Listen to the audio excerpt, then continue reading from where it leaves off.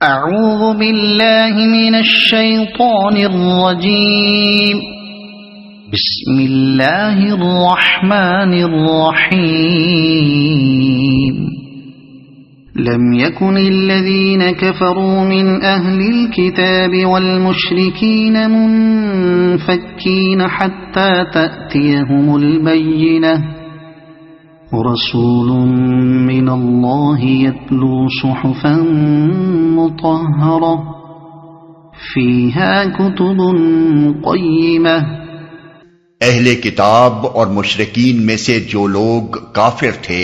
وہ اپنے کفر سے باز آنے والے نہ تھے جب تک کہ ان کے پاس دلیل روشن نہ آ جائے، یعنی اللہ کی طرف سے ایک رسول جو پاک صحیفے پڑھ کر سنائے جن میں بالکل راست اور درست تحریریں لکھی ہوئی ہوں۔ مشرکین کفر میں مشترک ہونے کے باوجود ان دونوں گروہوں کو دو الگ الگ ناموں سے یاد کیا گیا ہے۔ اہل کتاب سے مراد وہ لوگ ہیں جن کے پاس پہلے انبیاء کی لائی ہوئی کتابوں میں سے کوئی کتاب خواہ تحریف شدہ شکل ہی میں صحیح موجود تھی اور وہ اسے مانتے تھے، اور مشرکین سے مراد وہ لوگ ہیں جو کسی نبی کے پیرو اور کسی کتاب کے ماننے والے نہ تھے۔ قرآن مجید میں اگرچہ اہل کتاب کے شرک کا ذکر بہت سے مقامات پر کیا گیا ہے، مثلا عیسائیوں کے متعلق فرمایا گیا کہ وہ کہتے ہیں اللہ تین خداؤں میں کا ایک ہے، سورہ المائدہ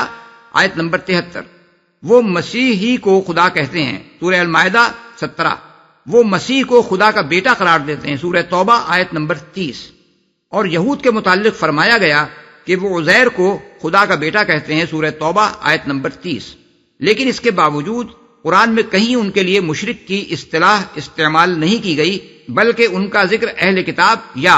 الذین اوتوا الکتاب یعنی جن کو کتاب دی گئی تھی یا یہود اور نصارہ کے الفاظ سے کیا گیا ہے، کیونکہ وہ اصل دین توحید ہی کو مانتے تھے اور پھر شرک کرتے تھے، بخلاف اس کے غیر اہل کتاب کے لیے مشرک کا لفظ بطور اصطلاح استعمال کیا گیا ہے، کیونکہ وہ اصل دین شرک ہی کو قرار دیتے تھے اور توحید کے ماننے سے ان کو قطعی انکار تھا۔ یہ فرق ان دونوں گروہوں کے درمیان صرف اصطلاحی میں نہیں بلکہ شریعت کے احکام میں بھی ہے۔ اہل کتاب کا ذبیحہ مسلمانوں کے لیے حلال کیا گیا ہے اگر وہ اللہ کا نام لے کر حلال جانور کو صحیح طریقے سے ذبح کریں، اور ان کی عورتوں سے نکاح کی اجازت دی گئی ہے۔ اس کے برعکس مشرکین کا نہ ذبیحہ حلال ہے اور نہ ان کی عورتوں سے نکاح حلال۔ کافر تھے یہاں کفر اپنے وسیع معنوں میں استعمال کیا گیا ہے، جن میں کافرانہ رویے کی مختلف صورتیں شامل ہیں۔ مثلا کوئی اس معنی میں کافر تھا کہ سرے سے اللہ ہی کو نہ مانتا تھا، کوئی اللہ کو مانتا تھا مگر اسے واحد معبود نہ مانتا تھا، بلکہ خدا کی ذات یا خدائی کی صفات اور اختیارات میں کسی نہ کسی طور پر دوسروں کو شریک ٹھہرا کر ان کی عبادت بھی کرتا تھا، کوئی اللہ کی وحدانیت بھی مانتا تھا مگر اس کے باوجود کسی نوعیت کا شرک بھی کرتا تھا، کوئی خدا کو مانتا تھا مگر اس کے نبیوں کو نہیں مانتا تھا اور اس ہدایت کو قبول کرنے کا قائل نہ تھا جو انبیاء کے ذریعے سے آئی ہے، کوئی کسی نبی کو مانتا تھا اور کسی دوسرے نبی کا انکار کرتا تھا، کوئی آخرت کا منکر تھا۔ غرض مختلف قسم کے کفر تھے جن میں لوگ مبتلا تھے۔ اور یہ جو فرمایا کہ اہل کتاب اور مشرکین میں سے جو لوگ کافر تھے، اس کا مطلب یہ نہیں ہے کہ ان میں سے کچھ لوگ کفر میں مبتلا نہ تھے، بلکہ مطلب یہ ہے کہ کفر میں مبتلا ہونے والے دو گروہ تھے، ایک اہل کتاب، دوسرے مشرکین۔ یہاں من تبعیض کے لیے نہیں بلکہ بیان کے لیے ہے، جس طرح سورہ حج آیت نمبر 30 میں فرمایا گیا فَاجْتَنِبُوا الرِّجْسَ مِنَ الْأَوْثَانِ۔ اس کا مطلب یہ ہے کہ بتوں کی گندگی سے بچو، نہ یہ کہ بتوں میں جو گندگی ہے اس سے بچو۔ اسی طرح الَّذِينَ كَفَرُوا مِنْ أَهْلِ الْكِتَابِ وَالْمُشْرِكِينَ کا مطلب بھی یہ ہے کہ کفر کرنے والے جو اہل کتاب اور مشرکین میں سے ہیں، نہ یہ کہ ان دونوں گروہوں میں سے جو لوگ کفر کرنے والے ہیں دلیل روشن نہ آ جائے، یعنی ان کے اس حالت کفر سے نکلنے کی کوئی صورت اس کے سوا نہ تھی کہ ایک دلیل روشن آ کر انہیں کفر کی ہر صورت کا غلط اور خلاف حق ہونا سمجھائے اور راہ راست کو واضح اور مدلل طریقے سے ان کے سامنے پیش کر دے۔ اس کا یہ مطلب نہیں ہے کہ اس دلیل روشن کے آ جانے کے بعد وہ سب کفر سے باز آ جانے والے تھے، بلکہ اس کا مطلب یہ ہے کہ اس دلیل کی غیر موجودگی میں تو ان کا اس حالت سے نکلنا ممکن ہی نہ تھا۔ البتہ اس کے آنے کے بعد بھی ان میں سے جو لوگ اپنے کفر پر قائم رہیں اس کی ذمہ داری پھر انہی پر ہے۔ اس کے بعد وہ اللہ سے یہ شکایت نہیں کر سکتے کہ آپ نے ہماری ہدایت کے لیے کوئی انتظام نہیں کیا۔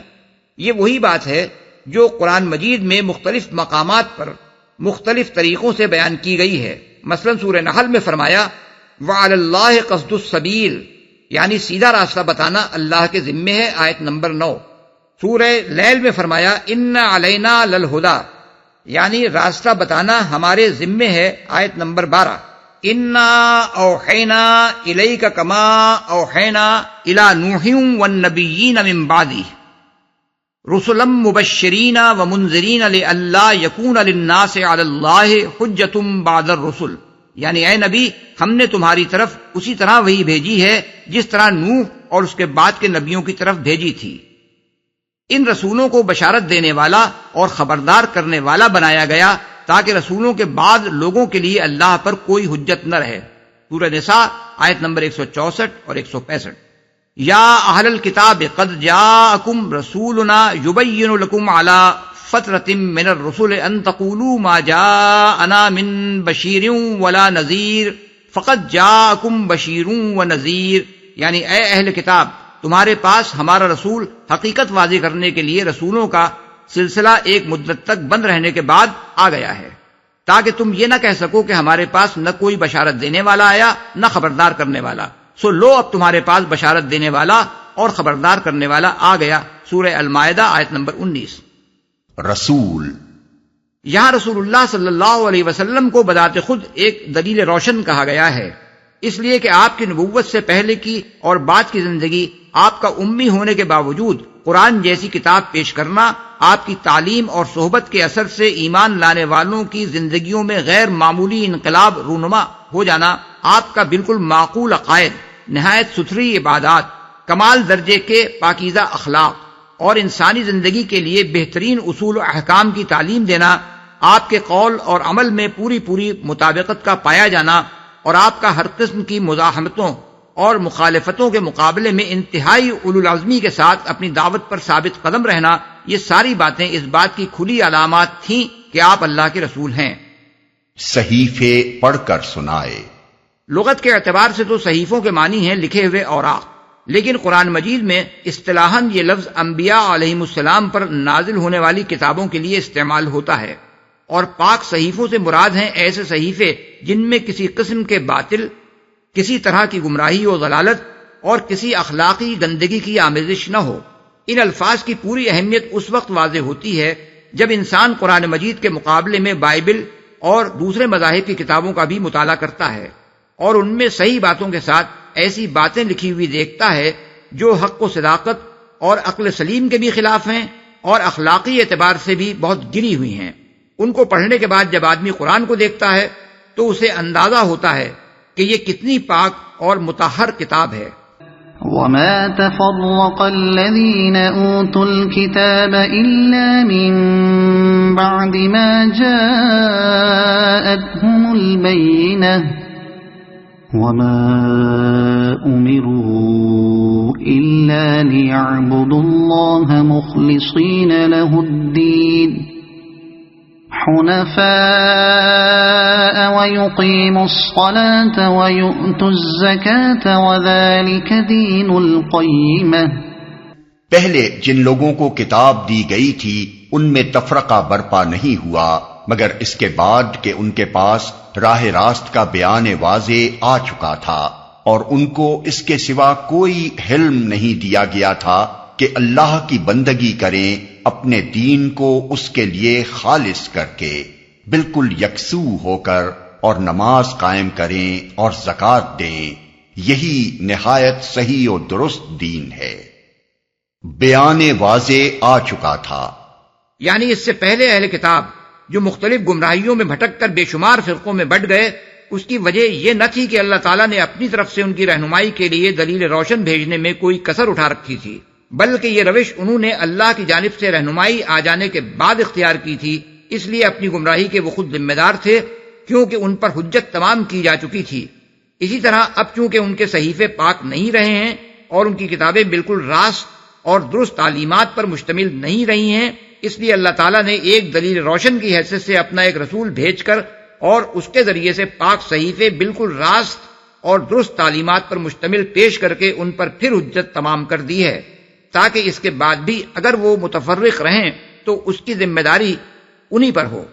اللہ کے مقابلے میں وہ کوئی حجت پیش نہ کر سکیں۔ یہ بات قرآن مجید میں بکثرت مقامات پر فرمائی گئی ہے۔ مثال کے طور پر ملاحظہ ہو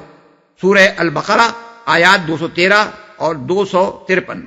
سورہ آل عمران آیت 19، سورہ المائدہ آیات 44 تا 50، سورہ یونس آیت 93، سورہ شورى آیات 13 تا 15، سورہ الجاثیہ آیات 16 تا 18۔ اس کے ساتھ اگر وہ حواشی بھی پیش نظر رکھے جائیں جو تفہیم القرآن میں ان آیات پر ہم نے لکھے ہیں تو بات سمجھنے میں مزید آسانی ہوگی۔ صحیح و درست دین ہے،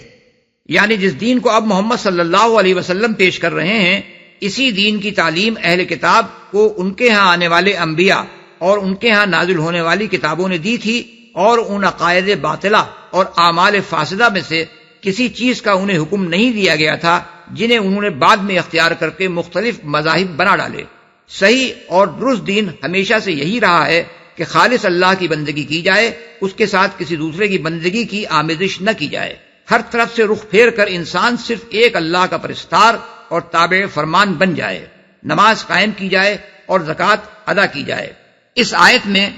دین القیمہ کے جو الفاظ آئے ہیں ان کو بعض مفسرین نے دین الملت القیمہ یعنی راست رو ملت کا دین کے معنی میں لیا ہے، اور بعض اسے اضافت صفت الی الموصوف قرار دیتے ہیں، اور قیمہ کی ہا کو علامہ اور فہامہ کی طرح مبالغے کی ہا قرار دیتے ہیں۔ ان کے نزدیک اس کے معنی وہی ہیں جو ہم نے ترجمے میں اختیار کیے ہیں۔ ان الذين كفروا من اهل الكتاب والمشركين في نار جهنم خالدين فيها اولئك هم شر البرية۔ اہل کتاب اور مشرکین میں سے جن لوگوں نے کفر کیا ہے وہ یقیناً جہنم کی آگ میں جائیں گے اور ہمیشہ اس میں رہیں گے، یہ لوگ بدترین خلائق ہیں۔ کفر کیا ہے، یہاں کفر سے مراد محمد صلی اللہ علیہ وسلم کو ماننے سے انکار کرنا ہے۔ مطلب یہ ہے کہ مشرکین اور اہل کتاب میں سے جن لوگوں نے اس رسول کے آ جانے کے بعد اس کو نہیں مانا جس کا وجود خود ایک دلیل روشن ہے اور جو بالکل درست تحریروں پر مشتمل پاک صحیفے ان کو پڑھ کر سنا رہا ہے، ان کا انجام وہ ہے جو آگے بیان کیا جا رہا ہے۔ بدترین خلائق ہیں، یعنی خدا کی مخلوقات میں ان سے بدتر کوئی مخلوق نہیں ہے، حتیٰ کہ جانوروں سے بھی گئے گزرے ہیں، کیونکہ جانور عقل اور اختیار نہیں رکھتے اور یہ عقل اور اختیار رکھتے ہوئے حق سے منہ موڑتے ہیں۔ ان الذين آمنوا وعملوا الصالحات اولئك هم خير البرية۔ جو لوگ ایمان لے آئے اور جنہوں نے نیک عمل کیے وہ یقیناً بہترین خلائق ہیں، یعنی وہ خدا کی مخلوقات میں سب سے، حتیٰ کہ ملائکہ سے بھی افضل و اشرف ہیں، کیونکہ فرشتے نافرمانی کا اختیار ہی نہیں رکھتے اور یہ اس کا اختیار رکھنے کے باوجود فرمانبرداری اختیار کرتے ہیں۔ جزاؤهم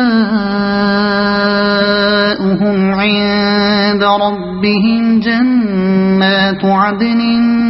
تجري من تحتها الأنهار خالدين فيها أبدا رضي الله عنهم ورضوا عنه ذلك لمن خشي ربه۔ ان کی جزا ان کے رب کے ہاں دائمی قیام کی جنتیں ہیں جن کے نیچے نہریں بہ رہی ہوں گی،